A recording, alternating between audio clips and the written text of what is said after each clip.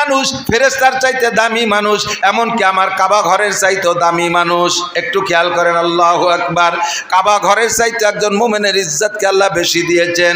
একটু লক্ষ্য করেন, যদি কোনো মানুষ কোনো মানুষের এগেনস্টে মিথ্যা মামলা করে, আবার খেয়াল করেন, একজন মুসলমান আর একজন মুসলমানের এগেনস্টে যদি মিথ্যা মামলা করে, আর ওই মিথ্যা মামলায় যদি আর একজন সাক্ষী দেয়, মিথ্যা মামলায় যদি বাদীর পক্ষে কেউ সাক্ষী দেয়, মিথ্যা মামলায় যে বাদীর পক্ষে কোর্টে দাঁড়ায় সাক্ষী দিলে আসামি যখন দেখে যে একেবারে তাজা কথা, মিথ্যা কথা বলল, আসামির অন্তরে কষ্ট লাগে কি লাগে না? এমনভাবে মিথ্যা মামলায় মিথ্যা সাক্ষী দিয়ে একজন মোমেনের অন্তরে কষ্ট দিলে কি পরিমাণ গুনাহ হয়। আল্লাহর ঘর কাবা ঘর, আল্লাহর কাবা ঘরকে দুশ্মনী কইরা শত্রুতাই করে 36 বার ভেঙে ফেললে যেই গুনাহ, একজন মোমেনের ইজ্জতের পর আঘাত দিলে, তার মনে মিথ্যা মামলা মিথ্যা সাক্ষী দিয়ে কষ্ট দিলে তার চাইতে বেশি কষ্ট হয়, তার চাইতে বেশি গুনাহ হয়। দোস্তরে, এদিক তাকাইলে দেখা যায় কাবা ঘরের চাইতে মোমেনের ইজ্জত সম্মান আল্লাহ বেশি দিয়েছেন। কিন্তু এই সম্মানী মানুষে বানাইছে সোনা দিয়ে না, রূপা দিয়ে না, মণি মুক্তা দিয়ে না, হীরা কাঞ্চন দিয়ে না, মানুষে বানাইছে কি দিয়া? মিনহা খলাকনাকুম, আমি আল্লাহ তোমাদেরকে মাটি থেকে বানাইছি। ডাইরেক্ট মাটি দিয়ে বানাইলে এক কথা ছিল, ডাইরেক্ট মাটি দিয়ে বানাই নাই, মাটির ভিতরে থেকে নির্যাস বের করেছে। মিমবাইনি সুলবিয়া তারাইব, আব্বার পিঠের 2 সানার মাঝখানে ছোট্ট একটা টুপলা আছে। খাদ্য খুরাক আব্বায় যা খায় সব খাদ্যকে নির্যাস বানাইয়া বিভিন্ন সাইডে পাঠাইয়া দেয়। খানিকরে রক্ত বানাইয়া দেয়, কিছুরে ক্যালসিয়াম বানাইয়া দেয়, কিছুরে বিভিন্ন কিছুতে পাক কইরা কিছু অংশ আবার নির্যাস বের করে দেয়। একেবারে তার ভিতরে মূল ম্যাটেরিয়াস মণি বা বীর্য একটা অংশ আল্লাহ বের করে ওখানে রাখে। যেই বীর্যটা এত নাপাক, এত নাপাক, 5 কেজি পায়খানা করলেও তার গোসল ফরজ হয় না, শুধু অজু ফরজ হয়। আর সামান্য 1 ফোঁটা বীর্য হয়ে গেলে সারাটা শরীর নাপাক হয়ে যায়, গোসল ফরজ হয়। বানাইছি 1 নম্বরে মাটি দিয়া, 2 নম্বরে ডাইরেক্ট মাটি দিয়া না, মাটির ভিতরে নির্যাস বের করে বীর্য তৈরি করেছি। যেই বীর্য এত নাপাক যা তোমার আব্বার শরীরে থেকে বের হইলে আব্বার গোসল ফরজ হয়ে গেছে। এত নিচু মানের জিনিস দিয়ে বানাইছি। কেন বানাইছি একটু পরে বলবো। এবার তাই দিয়ে বানাইলাম কোন জায়গা? তোমার মায়ের হেমের ভিতরে, পেটের ভিতরে রেখে তোমারে তৈরি করেছি, সে জায়গা তোমারে খাওয়াইছি কি তা কি তোমার মনে আছে? তোমার মায়ের প্রত্যেক মাসের মাসিকের রক্তকে আমি বন্ধ করে দিয়ে ওই পচা রক্ত, নাপাক রক্ত, হারাম রক্ত খাওয়াইয়া তোমারে বানাইছি। কেন এত এত নিচু মানের জিনিস দিয়ে বানাইলাম? যাতে করে তোমার মধ্যে কোনো অহংকার না আসে। নিজের দিকে তাকাও। আল্লাহ বলেন, হাল আতাল ইনসানে হিনুম মিনাদ দাহরি লাম ইয়াকুন শাইআম মাযকুরা। হে মানুষ, তুমি কি একবার ভেবে দেখো নাই একটা সময় দুনিয়ায় তুমি উল্লেখযোগ্য কিছুই ছিলে না, তোমার নামও ছিল না, গন্ধ ছিল না। আল্লাহ পাক তোমাকে এইভাবে কৌশল কইরা এত সুন্দর করে তোমারে বানাইছে। কিন্তু বানাইলেন কিভাবে? বীর্য দিয়ে, পচা রক্ত দিয়ে তোমাকে বড় করেছেন, সৃষ্টি করেছেন। আর তার গুঁড়া হলো মাটি। কেন মাটি দিয়ে বানাইলেন? আল্লাহ কায় মাটির মধ্যে 2টা গুণ আমার বড় পছন্দ হয়। এই 2টা গুণ আমার খুব পছন্দের, যাতে ওই 2টা গুণ মানুষের মধ্যে থাকে। আর ওই 2টা গুণের কারণে মানুষ ফেরেশতা আর চাইতে দামি হয়ে যেতে পারে। 2টা গুণ মাটির মধ্যে কি যুবক শোনো? 2টা গুণের একটা গুণ হলো মাটির মধ্যে ধৈর্য। কথা বলেন? মাটির মধ্যে ধৈর্য, মাটির ভিতরে সহনশীলতা, মাটির মধ্যে নম্রতা, মাটির মধ্যে ভদ্রতা, মাটির মধ্যে বিরক্তি নাই, মাটির মধ্যে অহংকারিত্ব নাই। জীবন ভরে মাটির উপর দিয়ে হাঁটি, কোনোদিন মাটি কইল না মিয়া আর আমার উপর দিয়ে হাঁটতে পারবা না, আমার উপর দিয়ে হাঁটতে পারবা না। এইগুলো মাটিতে কোনোদিন বিরক্ত বোধ করে নাই। এক জায়গা 30 বছর পর্যন্ত ড্রেজার দেবা কোদাল দিয়ে খনন করে পুকুর বানাইয়া পানি ব্যবহার করেছেন, মাস্টার ছাড়িয়ে খাইছেন। 30 বছর পরে আবার ড্রেজার ওইটাকে বন্ধ করে দিয়ে, ওইটারে বন্ধ করে দিয়ে তার উপরে 30 তলা দালান জুড়ে দিয়েছেন। কোনো দিন মাটিতে কয় না ও মিয়া তুমি তো 2 মন বইতে পারো না, তুমি কত বড় নির্বোধ, এতদিন পর্যন্ত পুকুর বানায় একভাবে ব্যবহার করেছো, আবার এই 10 তলা দালান আমার কাঁধে উঠাই দিয়েছো, তোমার মতো বেবোধ হয় না, তুমি বড় জালেম। এই কথাটা মানুষে মাটিতে কোনোদিন বলে নাই। মাটিরে হাল চাষ করে চৌচির করে ফেড়ে ফেলি, কোনোদিন মাটিতে বিরক্ত বোধ করে না। এইটা হলো মাটির ধৈর্যশীলতা, সহনশীলতা। 2 নম্বরে মাটির মধ্যে আর একটা গুণ হলো মাটি আমানতদার। কতক্ষণ? 1 কেজি পেঁয়াজের বীজ দিলে মাটি আমারে 20 মণ পেঁয়াজ দেয়। 1 কেজি পাটের বীজ দিলে মাটি আমারে 20 মণ পাট দেয়। একটা নারকেল লাগাই দিলে মাটি আমারে 50 বছর পর্যন্ত একটা গাছ দিয়ে হাজার হাজার নারকেল দেয়। একটা কাঁঠালের বীজ মাটিরে দিলে সে একটা গাছ দিয়ে আমারে হাজার হাজার কাঁঠাল খাওয়ায় 50-100 বছর পর্যন্ত। মাটির ভিতরে সামান্য কিছু দিলে মাটিতে এত বড় করে দেয়। মাটির মধ্যে লতা লাগাই দেয়, নিচে এতগুলো আলু দেয় মাটি আমারে। মাটির মধ্যে আমানতদারি আছে। এই 2টা জিনিস আমার ভালো লাগে, এই 2টা জিনিস আমার কাছে প্রিয়। এই জন্য আমি মানুষকে মাটি দিয়ে বানাইছি, নইলে সোনা দানা অলংকার দিয়ে বানাইতে পারতাম, আগুন দিয়েও মাটি বানায় মানুষ বানাইতে পারতাম, কিন্তু তার পরিমাণ খুব কম। আবু বাতাস খাকো বাদো বান্দা আন, আগুন পানি মাটি বাতাস 4টে দিয়ে বানাইছি, তার ভিতরে মাটির পরিমাণ বেশি। শেখ সাদি রহমাতুল্লাহ আলাইহি বলেন, নাশায়াত বনিয়া দমে খাকে জাদ কেদার সারকুনাত কে বরতুন দিও বাদ চুরাবা তুরাবা চুনি তুন দিও সরকশি নাপেন্দা রামাজ খা কি আজাতেশি।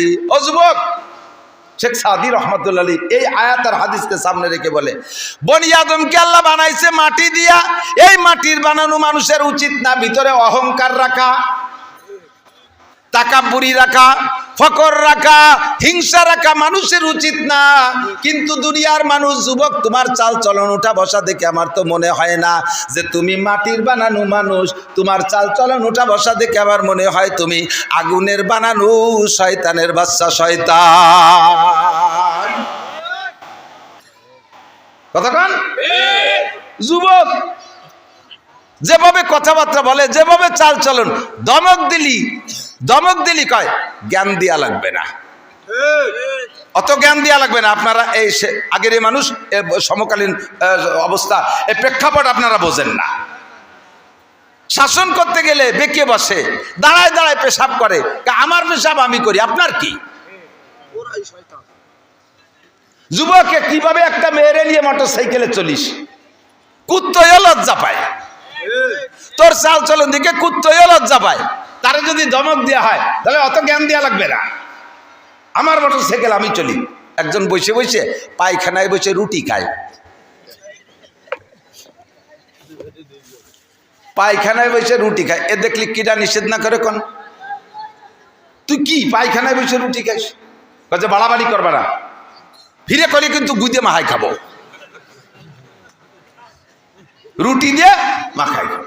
কথার কথা এরকমই বলনেওয়ালা যুবক আছে না নাই? কথা বলেন। কোন যুবক কথা মানে না। আর এই গত 1-1.5 বছর হলো যুবকরা এত বিয়াদব হয়ে গেছে, কেউ কেউ কথা শোনে না। ছাত্ররা উস্তাদ মানে না, স্কুল কলেজে তো মানেই না। ইদানিং আমরা মাদ্রাসায় এই বিপদ দেখতেছি। আগে উস্তাদদেরকে ছাত্ররা ভয় পাইতো, এখন ছাত্রদেরকে উস্তাদরা ভয় পায়। কোন বিপদে ফেলায় দেয়, কোন ঝামেলায় ফেলায় দেয়, কোন অপবাদ লাগাই দেয়। নাশায়াত বনিয়া দমে খাকে জাত। আল্লাহ পাক বলেন, যুবক, ওয়ালা তামশি ফিল আরদি মারাহা ইন্নাকা লান তাকরিকাল আরদা ওয়া লান তাবলুগাল জিবালা তুলা।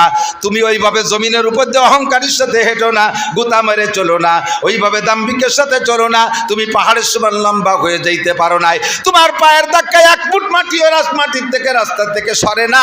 তবে যদি ওইভাবে চলো আবার সহ্য হয় না। ওয়ালা তামশি ফিল আরদি মারাহা ইন্নাল্লাহা লা ইউহিব্বু মুখতালিন ফাকুর। অহংকারীকে আল্লাহ পাক পছন্দ করে না। আদব তাজস্তে আজ লুৎফে ইলাহি বেনে বারসার বেরো হার যাকে খাহি। আদবের টুপি মাথায় পরে যে জায়গা যাবা, সম্মান ছেলে হওয়ার ভালোবাসা পাবা। হাংবং মোটরসাইকেল একখান কিনছো, ওর পিছনে মহিলা একটা বসাইয়া। রাস্তায় দিয়ে যুবকরা যেভাবে চলে, এমনি একা একা মোটরসাইকেল চললে এক গতিতে চলে। আর পিছনে যদি একটা বসায়, তার নাম রাখছি আমি পাওয়ার ব্যাংক। পাওয়ার ব্যাংক চেনেন না? ওই কারেন্ট চলে গেলে পাওয়ার ব্যাংকে চার্জ দিয়ে লাগলে পরে চার্জ দিয়ে দেয়, হলো পাওয়ার ব্যাংক। পিছনে আধা লেংটি মহিলা একটা যুবতী, এ বসাইলে বিশ্বর বাঙ্গার থেকে যদি ডাকাত দিক হয় 4 লেন 6 লেন, আরে কপাল, ওর খালি পাওয়ার দিতে থাকলো, খালি মুড়াতি তালে তাই। মোড়গড় ডাকে কোথায় যায়? রাস্তায় মাটি রাস্তা, বুড়ো মানুষ হেঁটে যাচ্ছে, যুবক মোটর সাইকেল নিয়ে বুড়োর ধারে যাই আর একটা ঝাঁকি মারে, একটু পিক আপ বাড়ায় দেয়। এমন ভাবে পিক আপ দিচ্ছে, রাস্তা ধুলোবালি, বুড়োর সোহে যাইয়ে গোলা পোলা দিয়ে বুড়ো গড়ে খালের মধ্যে চলে গেছে। লুঙ্গিটা গাছের সাথে বাঁধিয়ে দিয়েছে। বুড়ো খালের মধ্যে যাইয়ে আল্লাহ রেখেছে, আল্লাহ আমার কি মরার ডেট ফেল হয়ে গেছে নাকি? আমি যাকে অতি দেখছি তারা মরিয়ে সাফ হয়ে গেল, আমি এখনো বাইসে রয়েছি, আমি আর কতদিন বাঁচবো? আল্লাহ কে সমস্যা কি? কয় দেখলে নাই যে পাঙ্কু কি রেতিয়ে গেল। আল্লাহ কয় না, তোমার মরার ডেট ফেল হইলে আরো 15 বছর থাকতে হবে। তুমি মসজিদে আজান দাও না, মুয়াজ্জিন না বুড়ো? বলে জি, আমি তো আমাকে মসজিদের মুয়াজ্জিন। তোমাকে মসজিদে এখনো মুয়াজ্জিন তৈরি হয়নি, আর একটা মুয়াজ্জিন হওয়া পর্যন্ত তোমার বাঁচে থাকতে হবে। থাকবো কে রে? পাঙ্কুকে মোটর সাইকেলে জাকির ঠেলায় তো টিকতেই পারি না। আল্লাহ কয় ওগুলো ফেলাই দিচ্ছি, ওগুলো ফেলাই দিচ্ছি। বুড়ো জাড়িয়ে জুড়িয়ে উঠে লুঙ্গি পরি একটু আগায় যায়, দেয় যে রাস্তার মোড়ের উপরে লোকজন জড়সড়, আর কান্নাকাটি। কি খবর, কি খবর? কয় যে এত সুন্দর একটা ছেলে, এত রাজপুত্রের মতো, তার পিছনে একটা পাওয়ার ব্যাংক, আর সেই বালির ট্রাকের সাথে লাগিয়ে ছেলেটার মাথা চলে গেছে খালের মধ্যে, আর এই যে বডি পড়ে রয়েছে এখানে, পাওয়ার ব্যাংক খালের মধ্যে চিতে পড়ে রয়েছে, মোটর সাইকেল কার চাকার সাথে জড়াই রয়েছে। এই জায়গা দুইটাই শেষ। বুড়ো কয় আল্লাহ তুমি এত তাড়াতাড়ি দোয়া কবুল করো তা তো জানি না। अल्लाहु अकबर की चश्मे जदन गाफिल जा शाह नबाशी शायद केने गा कुनादा गाह नबाशी। ओ যুবক বিয়াদবি করিস না, শিকায়াত কুনাদ হার। এই স্কুল কলেজ মাদ্রাসা সালোরে ছেলেরা শুনে নাও, শিকায়াত কুনাদ হার কে উস্তাদেরা গ্রেফতারে বাসাদে বালাচারেরা। শিকায়াত কুনাদ হার কে উস্তাদেরা গ্রেফতারে বাসাদে বালাচারেরা। একে আকে ইলমা সে ফরা মুশাবাদ দেগার তঙ্গে রুজি বা দুনিয়া সবাদ। सुआमा के शख्सा से बेमीरत जावा चाहरम बे ईमा रवा दस जहा। अल्लाहु अकबर। উস্তাদের সাথে যদি বিয়াদবি করো, স্কুলের ছাত্র হও আর মাদ্রাসার ছাত্র হও, কলেজের ছাত্র হও, বিশ্ববিদ্যালয়ের ছাত্র হও, জামিয়া হাটাজারির ছাত্র হও আর দেওবান্দের ছাত্র হও, মদিনা ভার্সিটির ছাত্র হও আর উম্মুল কুরার ছাত্র হও, উস্তাদের সাথে বিয়াদবি করলে, মুরব্বীদের সাথে বিয়াদবি করলে 4টি বালা 4টি বিপদ অনিবার্য, 4টি বিপদ অনিবার্য। উস্তাদরে মেনে নিবা কেমন? হযরত আলী বলেন মান আল্লাহ মানে হারবান ফাগুয়া মাওলায়া, যে আমারে একটা অক্ষর শিক্ষা দিয়েছেন তিনি আমার মালিক, আমি তার গোলাম। উস্তাদ আমার মালিক, আমি তার গোলাম। ইনশা আবানি, মালিকে যেমন গোলাম হিসেবে গোলামকে বিক্রি করতে পারে, আমার উস্তাদ আমার ওইরকম বিক্রি করতে পারে। ওয়া ইনশা আতাকানি, আর মালিকে যেমন গোলামরা স্বাধীন করে দিতে পারে, আমিও লেখাপড়া শেষে আমার উস্তাদ আমার স্বাধীন করে দিতে পারে, বাবা যাও যা খুশি করে খাও। ওয়া ইনশা ইস্তারাকানি, মালিকে যেমন গোলামকে বাড়ি আটকায় রাখতে পারে, জীবন ভরে আমার বাড়ির কাজ করবি। উস্তাদ আমার একটা অক্ষর শিক্ষা দিয়েছেন, তিনি আমার উস্তাদ যদি চায় আমারে তার বাড়ির কাজের লোক হিসেবে গোলাম হিসেবে রেখে দিতে পারে। উস্তাদ আর ছাত্রের ভিতরে এমন একটা সম্পর্ক রাখতে হবে। এই উস্তাদের সাথে বেয়াদবি করো, একটা পিটেন দেশে বাড়ি যে বলে দেছো, বাড়ির বাপ ভাই এসে হুজুরের গলা চিপে ধরছে, হুজুর। যারা আসছেন ওই ছেলেটার কথা শুনে উস্তাদের কাছে অ্যাকশন নিতে, আপনারা নিজে হাতে নিজের সন্তানের পায়ে কুড়াল মারছেন, সন্তানের জীবন শেষ। এবার উস্তাদদের পরে একটু পরে বলবো, আগে গার্জিয়ানরা বুঝে নেন আর ছাত্ররা বুঝে নাও। উস্তাদ যদি গায়েরটা পিটান পাটান দেয়, শক্ত কথা বলে, তুমি যদি নিজে হাতে অ্যাকশন নাও অথবা ভাই ব্রাদার ডেকে আনো, আল্লাহর কসম তুমি 4 বিপদের 1 বিপদে পড়বা। একে একে ইলমা সে ফরা মুশাবাদ। 1 নম্বরে একদিক দিয়ে পড়বা আর একদিক দিয়ে ভুলে যাবা, একদিক দিয়ে পড়বা আর একদিক দিয়ে ভুলে যাবা, কিচ্ছু মনে রাখতে পারবা না। যদি লেখাপড়া শিখে পাস করিয়ে যাও, 2 নম্বর বিপদ, একে আকে আলমাস ফারা মুশাবাদ দেগার তঙ্গে রুজি বা দুনিয়া সবাদ। তোমার রেজাল্ট একেবারে A+ গোল্ডেন A+। তুমি যেখানে চাকরিতে যাবা, রিটেনে জিতলেও ভাই ভাই টিকতে পারবা না, রিটেনে টিকলেও ভাই ভাই টিকতে পারবা না। তোমার চাইতে নর্মালরা ভালো পজিশনে চাকরিতে চলে যায়, তুমি সব জায়গা ফেল আর ফেল। মাইর খাইছো কোন জায়গা জানো না, প্রাইমারির উস্তাদের সাথে বেয়াদবি করেছ, অথবা হাই স্কুলের উস্তাদের সাথে বেয়াদবি করেছ, কলেজের প্রফেসর একজন হিন্দু মাস্টার, তার প্রফেসর হরিপদ, তার সাথে বেয়াদবি করেছ। হোক সে হিন্দু উস্তাদ, কেন বেয়াদবি করেছ? তার বদদুয়ার কারণে তোমাকে আল্লাহ এইভাবে অপমান করতেছে, তোমাকে এইভাবে পরাজিত করতেছে। 2 নম্বরে তুমি রুজির অভাব কাটবে না। এরপরে যদি চাকরি পাইও যাও, ব্যবসা বাণিজ্য করে শিল্পপতি হয়েও যাও, তুমি খাইতে পারবা না, খাতেই পারবা না। কয় কিনি দি কত, বাজারে পদ্মার ঘাটের বড় বড় মাছ আমরা কিনি, খাতে পারবো না। কয় ও খাওয়া না, তোর সব খারাপ ব্রেক করে দেবে। ডাক্তারে বলবে ইলিশ খাইতে পারবা না, শৈল খাতে পারবা না, কই খাতে পারবা না, জিয়াল মাছ খাতে পারবা না, চর্বিওয়ালা মাছ খাতে পারবা না, বড় কোনো মাছ খাবা না, খাসি গরু মুরগি খাতে পারবা না, আরে কোনো ডিম খাবা না, কলা খালি অর্ধেক খাবা, পুরো কলা খাতে পারবা না। সকালে খাবা একটু সাদা যাও, দুপুরে খাবা 100 টাকসালি ভাত, রাত্রি খাবা 1 খান রুটি, সব ব্রেক। মিষ্টি খাইছো জন্মের কা আর খাতি পারবা না, ও দোকানের সামনে দিয়ে আটলেও ডায়াবেটিস 28। ঘটো নাকি এই রুম্বাই খালাম ক্যা, পিছনে হাত দিয়ে দেখো কোনো না কোনো উস্তাদের সাথে বেয়াদবি করেছ। দুয়াম দেখার তাঙ্গে রুজি বা দুনিয়া সবাদ। 2 নম্বরে বিয়াদবির কারণে রুজির অভাব আসে। সুয়ামাকে সাকসাস বেমিরাজ যাওয়া। হে যুবক সাবধান হইয়া যাও, বিয়াদবির 3 নম্বর ফলাফল হলো উস্তাদের সাথে করো আর আব্বা মার সাথে করো, উস্তাদের সাথে করো আর আব্বা মার সাথে করো। বিয়াদবের 3 নম্বর বিচার হলো সুয়ামাকে সাকসাস বেমিরাজ যাওয়া। আল্লাহ পাক হায়াত কমাইয়া দেয়, আল্লাহ পাক হায়াত খাটো করে দেয়, হায়াত খাটো করে দেয়। নেতার পালায় পড়ে বিয়াদবি করবা না যুবক, আসতেছে সামনে নির্বাচন। নেতার ফালাই পড়ে কোনো আলেমের সাথে বিয়াদবি করবা না, ওই নেতা তোমারে দুনিয়া বাঁচাইতে পারবে না। চোখের সামনে দেখলাম, চোখের সামনে দেখলাম কত নেতার পিছনে যাইয়া কত লাভ লাভাইছো তোমরা। এখন নেতারও খেতা নাই, কেউ কোনো খবর নাই, কেউ তোমারে বাঁচাইতে পারে নাই, সামনেও কেউ বাঁচাইতে পারবে না। তোমরা নেতার পালায় পড়ে কাহারোর সাথে বিয়াদবি করবে না। সুমাকে সাকসাস বেমিরাজ যাওয়া, বিয়াদবির ফলাফল তোমার হায়াত কমাই দেয়া হবে। ওয়াকালে যেখানে সেখানে তুমি পড়ে মারা যাবা, কুত্তো মারার মতো পড়বা। 4 নম্বরটা সবচাইতে বড় বিপদ, উস্তাদের সাথে মা বাবার সাথে মুরব্বীদের সাথে বেয়াদবি করলে। 4র্থ নম্বর গজব হলো চহারাম বেঈমা রওয়াদাস জাহা, মরণের সময় কলেমা নসিব হবে না। কাবা ঘরের মধ্যে যদি তোমার মরণ হয় কলেমা নসিব হবে না। আরে তুমি যদি সবে কদর সবে বারাতেও মারা যাও তাও তোমার কলেমা নসিব হবে না। আল্লাহু আকবার। আর যে ব্যক্তির মরার সময় কলেমা নসিব হবে না ওই লোকটার পরকাল শেষ। যে ব্যক্তির মরার সময় কলেমা নসিব হবে তার কপাল বড় ভাগ্য বা কপাল বড় ভালো, সে বড় ভাগ্যবান। আল্লাহর নবী বলেন মান কানা আখিরু কালামিহি লা ইলাহা ইল্লাল্লাহ ফাদাখালাল জান্নাহ। যেই লোকটার জীবনের শেষ কলেমা হবে লা ইলাহা ইল্লাল্লাহ, ওই লোকটা যেন জান্নাতে চলিয়াই গেল। কন্যা সুবহানাল্লাহ। কষ্ট হচ্ছে, বাজে কথা করছি নাকি আমি তো টের পাচ্ছি। যুবকরা এরকম আছে না, আমি মাদ্রাসায় আসি, আমাকে মাদ্রাসা মোটামুটি একটু ভালো আছে। যখন মাহফিলি ঢুকি কোনো এলাকায় মাদ্রাসার ছাত্রদের মুসাফার সালাম আর আমার অন্য ভাইদের মুসাফার সালাম শোনা, তোমাদের ক্রিটিসাইজ করতেছি না, শিখার জন্য বলতেছি, সিস্টেম শিখার জন্য। বলে আমাদের মাদ্রাসায় আমরা 24 ঘন্টা মাদ্রাসায় আবাসিক রাইখা কারকে কি বলেন, আরে ভাই পোল্ট্রি মুরগির বাচ্চার কোনো প্রশিক্ষণ নাই, তার মা বাপ নাই, মুরব্বী নাই, আছে নাকি?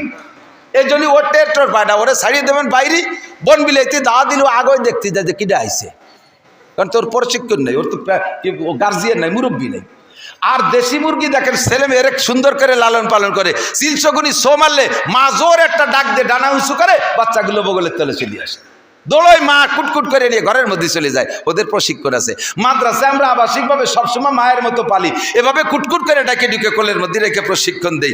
স্কুল কলেজ ইউনিভার্সিটিতে এইভাবে প্রশিক্ষণ নাই, শিখায় না, তাদের খারাপ কিছু শিখায় তা বলবো না, ভালোই শিখায়, কিন্তু হাতে ধরে প্রশিক্ষণ দেওয়ার ব্যবস্থা নাই। ওই জায়গা থেকে ছুটি দেওয়ার পরে থাকে 16-24 ঘন্টার 4 ঘন্টা 5 ঘন্টা উস্তাদের সামনে থাকে আর বাকি 19 ঘন্টা বাইরে থাকে, যার কারণে যতটুকু শেখে বাইরে যে তা এলোমেলো হয়ে যায়। ঢুকি, আসসালামু আলাইকুম, মাদ্রাসার ছাত্র এসেছে, আসসালামু আলাইকুম হুজুর কেমন আছেন? আলহামদুলিল্লাহ ভালো আছি। একটু মুসাফা, হাতটা এমনভাবে ধরে কেমন যেন তুলো আমি স্পর্শ করতেছি, মখমলের মতো লাগে। আর আমার অন্য বাইরে সালাম দেয়, সালাম হুজুর, কি কইছে তার সাইকম হুজুর, সাইকম হুজুর, সৌকম হুজুর, এরকম হুজুর একটা হাত বাড়ায় হ্যান্ডশেক করি, একটা হাত বাড়াইছে হ্যান্ডশেক করতে, বড় এক 6 ফুটে 7 ফুটের জুয়ার, সে আমার হাতে খোট্টা টান দিয়েছে, এগুলো হাতে খুলে গেছে,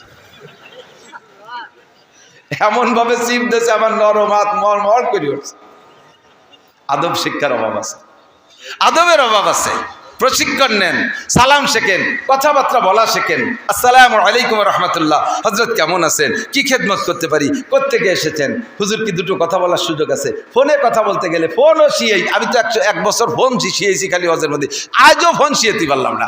আজকেও একজন ফোন দিয়ে সালাম আলাইকুম হুজুর, জি ওয়ালাইকুম আসসালাম, হুজুর 12 তারিখে একটা ডেট খালি আছে। কি দাওয়াত দিয়েছে হজের ডেট? 12 তারিখে একটা ডেট খালি আছে। প্রত্যেক মাসে একবার 12 তারিখ আছে না? কোন বছর, কোন মাস, কোন জায়গা, কি ডাক, কিচ্ছু ডাকে, হুজুর 12 তারিখে একটা ডেট খালি আছে। আমি বললাম যে আছে, কয়টা লিয়ে তুইন হজের দাওয়াত দিস, কিচ্ছু কই নাই। আমি বললাম যে তুমি যেভাবে দাওয়াত দিলে আমি তাই যাবো কোন জায়গা, কোথায় যাই উঠবো তোমারে? ও হুজুর, তা তো কিছু মনে নাই। সব কিছু শিখতে হবে। আল্লাহু আকবার। তো কি বলতে যে অনেক দূর সরে চলে আসছি। আদব বড় দামি জিনিস, আদব বড় দামি জিনিস। কথা বলেন মুরব্বীদের সাথে। ও যুবক, তুমি মোটরসাইকেল চালাও, এখন তুমি বিশ্ববিদ্যালয়ের স্টুডেন্ট, তুমি বাড়ি আসছো ঢাকা থেকে, ঢাকা জাহাঙ্গীরনগরের থেকে বাড়ি আসছো, এসে তুমি রাস্তায় দিয়ে মোটরসাইকেল চালাচ্ছো, ধনী লোকের ছেলে। তোমার সেই প্রাইমারি শিক্ষক তিনি আইজও বাইসাইকেলে খড় খড় খড় খড় করে চলে, কারণ বেতন যা পায় ছেলে মেয়ে গুটি খানিক পাই দিয়ে আর ডানি বামে করতে পারে না। আর প্রাইমারিতে আর ঘুষমুস নাই, কি দিয়ে কি আরবে, হয়তো পিরাই মারে, লেখাপড়া ঠিক মতো করে না, পিরাই মারে, বাকি বেতন বেশি না। তো ওই টাকায় দিয়ে কতগুলো ছেলে মেয়ে নিয়ে চলি আর তেমন কিছু করতে পারে না। তুমি মোটর সাইকেল নিয়ে এসে স্যারের কাছ দিয়ে যখন যাবা, দুইটা পদ্ধতি তুমি অবলম্বন করতে পারো। একটা হবে আদব আর একটা হবে বেআদব। তুমি কাছে যাইয়ে স্লো করে ব্রেক এক করে টোটাল নিউ ইঞ্জিনটা অফ করে দিয়ে স্টার্ট করে স্যারের কাছে, আসসালামু আলাইকুম স্যার, কেমন আছেন? ওয়ালাইকুম আসসালাম। তুমি চিনতেছে না? স্যার আমার নাম তো আব্দুর রহমান, আমি আপনার প্রাইমারির ছাত্র। কোন আব্দুর রহমান? কয় আমার আব্বার নাম আব্দুল খালেক, আমার দাদার নাম আব্দুল কাদের, ওই যে মুস্কুন্নি বাড়ি। ও তুই এত বড় হলি কবে? স্যার আমি এখন বিশ্ববিদ্যালয়ে পড়ি, আমি প্রত্যেক ক্লাসেই ফার্স্ট ক্লাস ফার্স্ট। স্যার আমি তো একটু আব্বার জন্যে ভাঙ্গা ওষুধ আনতে যাবো, একটু আমি কি যাবো স্যার? আপনি কোথায় যাবেন স্যার? আমি কি একটু আগায় দেবো স্যার? এ বললে স্যার তোমার মোটর সাইকেল উঠবে না, স্যার তোমার অনুমতি দেবে। ফাঁকে তোমার এই বিনয়ী ভদ্রতা দেখে বলবে, হ্যাঁ ঠিক, তোর আব্বা এরকম ভদ্র, আমি শুনছি তোর দাদা এরকম ভালো ছিল, গোষ্ঠী শুদ্ধ কুষ্টিপাত বয়ান শুরু করে দিয়েছে। আল্লাহ তুমি আব্দুর রহমান রে বাংলাদেশের শ্রেষ্ঠ অফিসার বানাইও, সবচেয়ে বড় অফিসার বানাইও। একজাক্ট দোয়া দিয়ে দিয়েছে, এই দোয়া নিয়ে যে জায়গা যাবা সেই জায়গায় তুমি চাকরি পাবা। আর ওই জায়গা দিয়ে যাওয়ার সময় যদি তুমি স্যারের পাশে যাইয়ে মোটর সাইকেলে আর জোরে একটা মোড় দিয়ে একটা ভেসকি বলো, স্যার আইজো ভাই সাইকেলে আসো আমি যাই। স্যার কয় যা দেই কদ্দূর জাতি পারিস। একেটারে ভাঙ্গার মোড়ে যে যখন গোল চক্কর ঘুরতে গেছে আর চক্করের মধ্যে পড়ে গেছে, জায়গায় ডুলি গেছে। স্যারের কলিজার থেকে একটা হাই সারছে, কারে হড়াইছি। কথা কন না, শায়াদ বনিয়া দমে খাকে জাদ, নম্রতা শেখো, ভদ্রতা শেখো। নম্র ভদ্রতার অনেক দাম। নবী পাক বলেন, আমার দিক তাকান, সন্তান শুরু থেকে কিভাবে তৈরি করবেন এই কথাগুলি এখন বলতেছি। এই কথাগুলি এখন বলা মানে হাই স্কুল কলেজ বিশ্ববিদ্যালয়ের ছাত্রদের এ কথাগুলো বলে সোজা করার মানে হলো, একটা মেহগনি গাছ লাগানোর সময় বেঁকা করে লাগাইছেন, মেহগনি গাছ বেঁকা করে লাগাইছেন, 30 বছর পরে এত মোটা হয়ে গেছে বেঁকা অবস্থায়। এখন এই বেঁকা গাছকে সোজা করতে মুস্কুন্নি সবাই কাশি বান্ধে টানেন। আর মুফতি আব্দুল গফফার সাহেব ইসমতুল্লাহ কাসেমি, সরবুনার পীর সাহেব আর আমাকে মতো কতগুলো মোটা মোটা সাপ আইনিয়া আমাকে দোয়ায় লাগাই দিয়েছেন, হুজুর আপনারা জালাল খতম পড়েন, আমরা গাছটা টেনে সোজা করব। সারা মুস্কুন্নি সবাই ওই গাছের সাথে বেঁকা হয়ে যাবা, কিন্তু গাছ সোজা করা যাবে না। জন্মের সময় যার বিসমিল্লাতে ভুল, ও ছেলে নবীর সরা করে না কবুল। আল্লাহ মাটি দিয়ে বানাইছেন, বানানোর সূচনাটা কেমন? আপনাকে পাঠিয়েছেন মাতৃগর্ভে। আমার মারা যদি আওয়াজ শোনেন, কথা খেয়াল করবেন, বাচ্চা যদি দিনদার পরহেজগার আর ভদ্র শিক্ষিত আমায়িক সন্তান, আপনি সন্তানের মা হতে চান, আপনার সন্তান ভদ্র হোক, কর্মজীবী হোক, আমরা দোয়া করি বড় বড় অফিসার হোক, নেতা হোক, এই দোয়া আমরা করি। তবে এমন সন্তান পাইতে হলে পদ্ধতিটা নিয়ে নিতে হবে। আমাদের খুব খেয়াল করতে হবে, জায়গা মতো চলে আসছি। এমন সন্তান যদি পাইতে হয়, বানাইতে হয়, তাহলে 1 নম্বর হলো খ্যাত খান ভালো হতে হবে। ফসল ভালো হওয়ার জন্য খ্যাত ভালো হওয়া শর্ত। কতক্ষণ ফসল ভালো হইলে দামি দামি বিদেশি বীজ বুনয় দেশের নুনা জমিনে। আল্লামা ফরিদউদ্দিন রহমাতুল্লাহ আলাইহি বলেন, জমিনে সুরা সম্বল বার নয়া রাত, দরু তখমা আমল যায় মাগরদা। আরে নোনা জমিন চাষ দিয়ে লাভ নাই, লবণ জমিন চাষ দিয়ে তার মধ্যে বেসন দিয়ে লাভ নাই, ওই জমিতে বীজ গজায় না। আগে সন্তান ভালো, তেমনই সন্তান ভালো হইতে হলে আগে লাগবে মাটা ভালো হইতে হবে। বাচ্চা যখন পেটে নেবেন, মা সাবধান থাকবেন, আব্বাদেরও একটা দায়িত্ব আছে। খুব আমি জায়গা মতো চলে আসছে, আমার দিক তাকান, ভুল করবা না। বুড়োরা যারা ভুল করছে, যুবকরা তোমরা যারা বিশেষ করে বিয়ে করো না অথবা নতুন বিয়ে করছো, সামনে আরো সন্তান নেওয়ার সম্ভাবনা আছে, নিয়ত আছে, তোমরা খেয়াল করবা দোস্ত। এদিক তাকাও, আব্বা যেমন হয়, আব্বার স্বভাব যেমন হয়, সন্তানের স্বভাবও তার ভিতরে প্রকার সারায়াত করে, তার ভিতরে ঢোকে। আব্বার মিজাজ যেদিন যেমন হবে, ওই মিজাজের সাথে যদি স্বামী স্ত্রী মিলন হয়, সন্তানও সেই মিজাজের হয়। আপনি রাতভর আগান বাগান দিয়ে টোটো শিয়ালের মুতকুত্তর পেশাব সারা গায়ে মাখাইছে, অজু গোসল কিচ্ছু নাই, পয় পরিষ্কার নাই, যাই এই স্ত্রীর সাথে রাত যাপন করছেন, আপনার আজকের রাত্রে শরীরটা ভালো না, নাপাক শরীর, ওই অবস্থায় আপনি যা করার করেছেন, এরপরে সন্তান আছে, ওই সন্তানটা ওই রকম উড়ইটে ভাদাইমে হবে। আপনি রাত্রে চোরদের সাথে গল্প করে আড্ডা করে আইসা রাত্রির স্ত্রীর সাথে মিলন করেছেন, সন্তানের ভিতরে ওই চূড়া স্বভাব আসতে পারে। আপনি বদমায়েশ, কি বলা হয়, লুচ্চ বদমায়েশদের সাথে গল্প করে আইসা সেই মিজাজ নিয়ে স্ত্রীর সাথে রাত যাপন করেছেন, সন্তানের ভিতরে ওই স্বভাবের খানিকটা ঢুকে যেতে পারে। আপনি আল্লাহ ওয়ালা বুজুর্গানে দিনের মজলিসে গল্প করে আইসা বুজুর্গানে দিনের কিস্সা কাহিনী শুনে আইসা রাত যাপন করেছেন, আর ওই রাত্রে আপনার স্ত্রীর গর্ভে সন্তান আছে। আপনি যদি মূর্খ কৃষক চাষাও হয়ে থাকেন, আপনার ঘরে আব্দুল গফফারের মতো সন্তান জন্ম নিতে পারে, ইসমাতুল্লাহ কাসেমির মতো সন্তান জন্ম নিতে পারে। আহমদ শফি সাহেবের বাপ বড় আলেম ছিলেন না, আরে চরমুনার পিসাক ইসাব সাহেব, ফজলুল করিম চরমুনার পীর সাহেবের বাপের নাম ইসাক সাহেব, ইসাক সাহেবের বাপের নাম আর এক বড় কোনো পীর সাহেব না, তার বাপ একজন মূর্খ কৃষক মানুষ। আমরাও মূর্খ বাপের সন্তান। আমার আব্বা আলেম ছিলেন না, আল্লাহর রহমতে আমরা 4টে ভাই হাফেজ মৌলানা। আমার আব্বাজি জীবনে কোনোদিন এক ওয়াক্ত নামাজ কাজা করে নাই।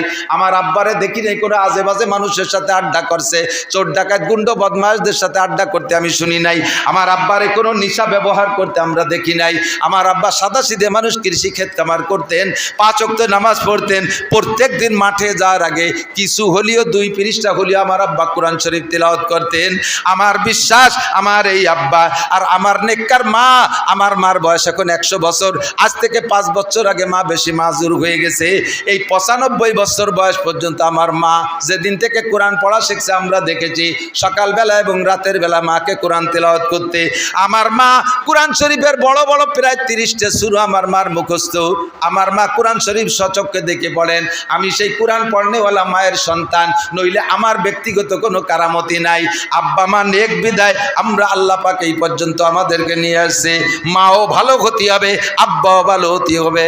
আপনি স্ত্রীর কাছে যাওয়ার আগে একটু পরিষ্কার পরিচ্ছন্নতা অর্জন করবেন, যাওয়ার আগে ব্যবহারের আগে একটা দোয়া পড়বেন, আল্লাহুম্মা জান্নিবনা শায়াতিন, আমার দিক, আল্লাহুম্মা জান্নিবনা শায়াতিন ওয়া জান্নিবিশ শায়াতিনা ফিমা রাযাকতানা।